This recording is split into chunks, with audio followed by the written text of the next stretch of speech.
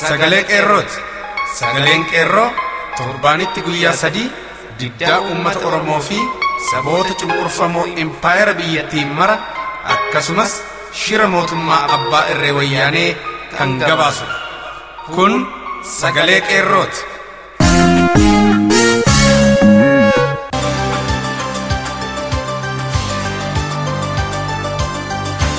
Gurraan Alajaa bara 2016 an ayyaanee kaayyooti harka fuune akkam jirtu kabajamoof jaallatamoo dhaggeeffatoota sagalee qeerroo kun qophii sagalee qeerroo kan Oromiyaa irraa isiniif darbuudha.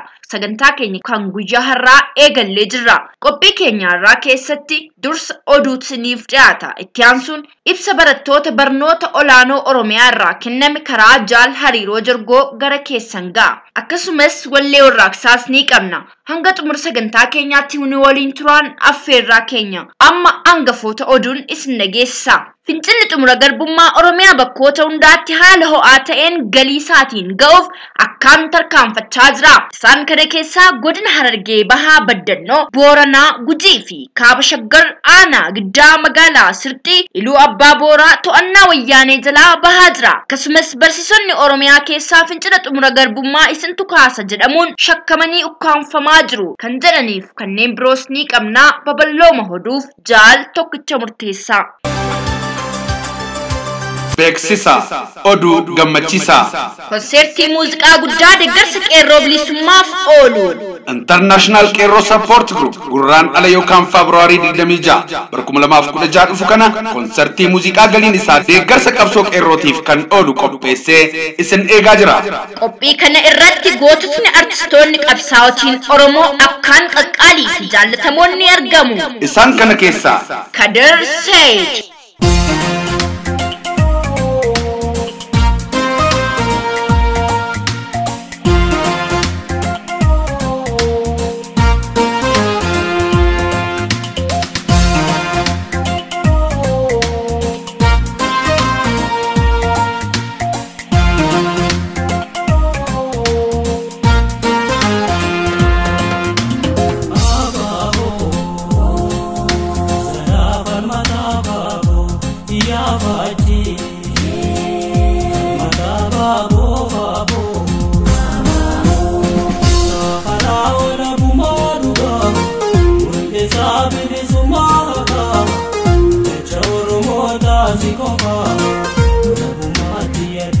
Elamo Ali. Dalam nejira cunta sanu mamalle kumantaman dumne galotaman olle kumantaman dumne kane manfalmanne ya Oromoti yaduti numan olle ya Oromoti yaduti numan olle duti numan olle kawwe fanni fate darati ikkate innan sa ekkata rasa hidate Amarchiwaare, Salih Hassami, Abtaamuu Lamuu, Abdii Nuressaa fi kaawwanis hedduun jiran. qophii kana irratti Jaal Tashoomaa Damee argamanii haasawanii taasisu. Akkasumas dhiyeenya kana kan biyya irraa dhufe bakka bu'aan qeerroo bilisummaa dargaggoo Jaal Ifaa Asaanaa gaaffilee waltajjii irraa ka'aniif deebii isiniif kennuuf ni argama. Bakkisaa Calgary Chinese Cultural Center of 197 First Street SW Downtown. odeessa dabalataa yoo barbaaddan bilbilli keenya 58 77 07 77 88 403 903 51 49. Imeeliin keenya qeerroo.canada@yahoo.com. International Qeerroo Support Group Branch Alberta, Canada.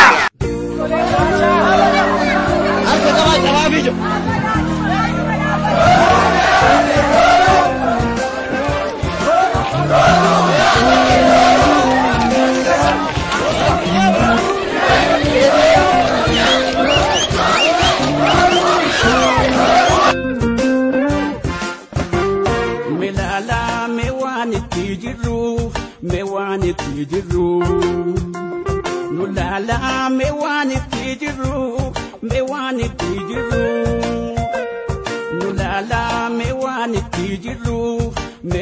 tijiru nulala mewani tijiru dubbii lafaa dubbii lafee ate dubbii lafee maala nafee lafa dhabnaa maala nafee maaltu hafee dubbii lafaa dubbii lafee ate dubbii lafee maala nafee lafa dhabnaa maala nafee maaltu hafee dubbii Ameerikaa keenya falmachuudhaaf kaanee gaafii abbaa biyyummaa gaafii lafa gaafannee kanaaf jecha kaanee irratti wareegamnee kanaaf jecha kaanee irratti wareegamnee dubbii Ameerikaa keenya falmachuudhaaf kaanee gaafii abbaa biyyummaa gaafii lafa gaafannee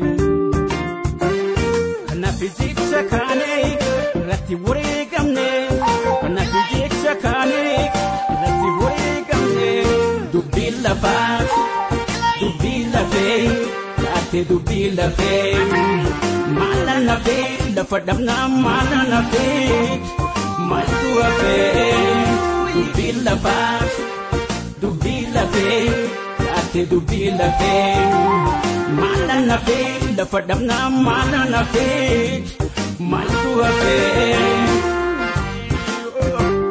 lafeerra kun muramne hidhaloota cinne hidhaloota cinne hunee fi du'aan sodaannu duruu digaanas kenne lafeerra kun muramne hidhaloota cinne hidhaloota cinne hunee fi du'aan sodaannu duruu digaanas kenne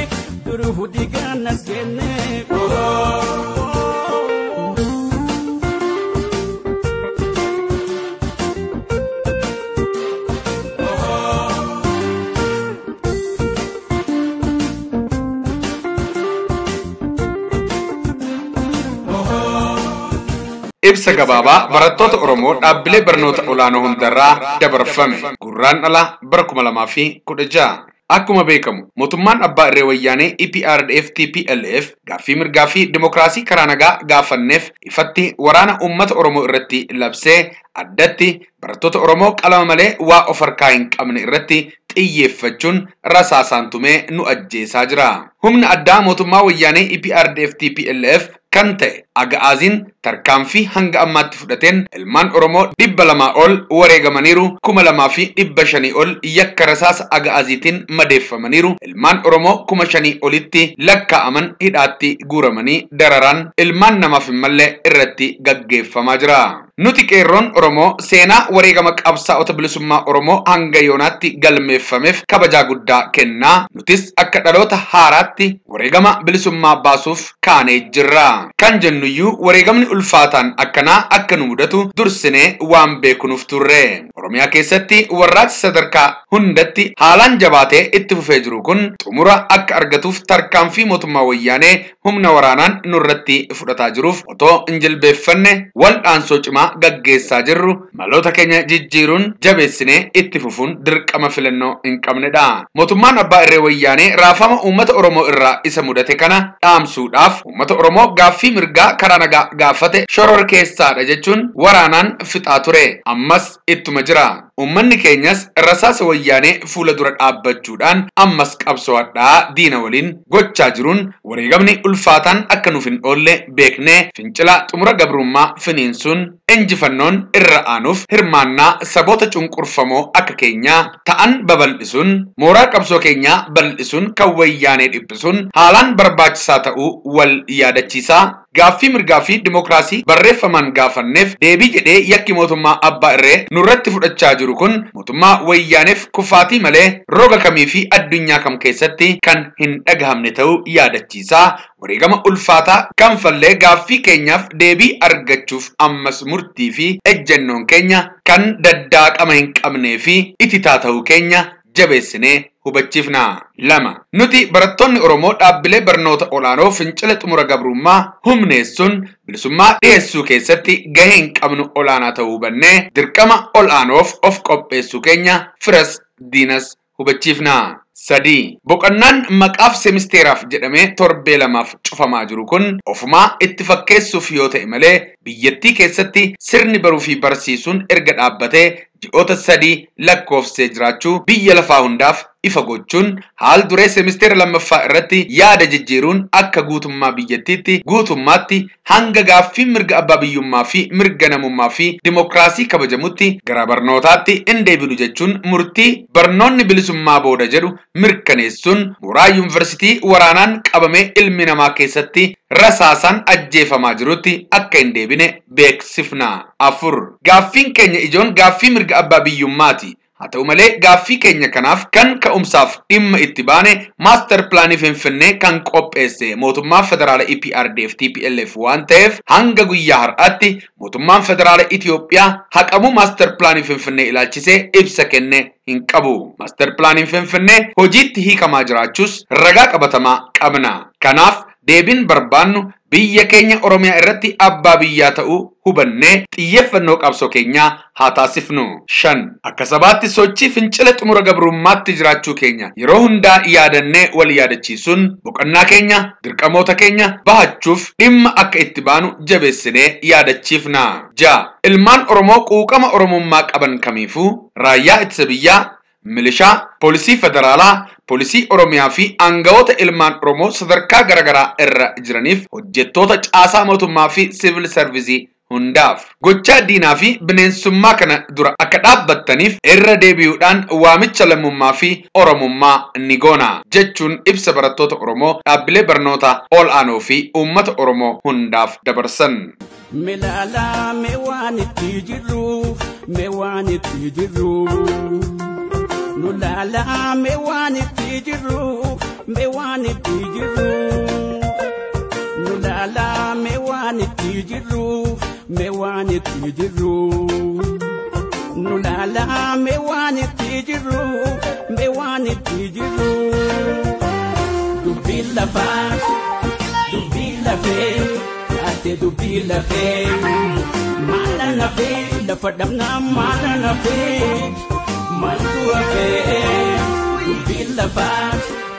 dubila fe, ate dubila fe, malana fe, la fadamna malana fe, maltua fe. Gabruma dalle nalu daloni kenna duba, wadanda ganne kamna gabruma hidam bukimna. Rumah hitam bukirna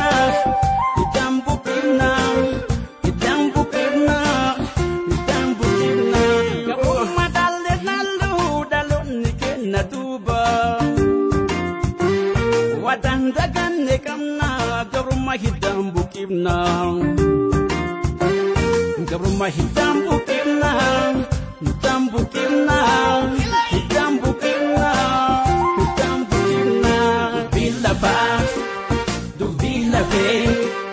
Dubila fe, malana fe, la fadamna malana fe, maltua fe.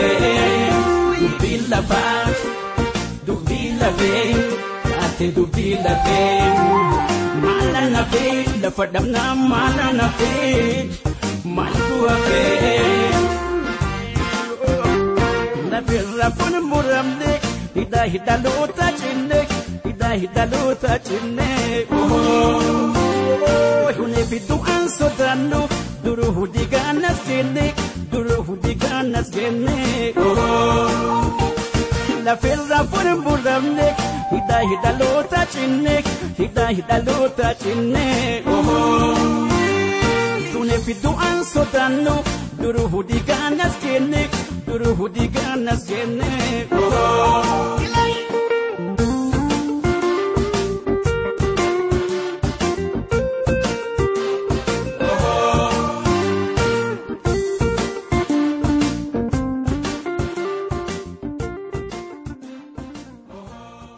Egaan kabajamtoota dhaggeeffatoota keenya qophiin keenya har'aa kana fakkaata ture. Sagantaa wal fakkaatuun yeroo itti aanu haga wal arginutti nagaan nuuf tura. Injifannoo uummata Oromoof gadaan gadaa bilisummaati.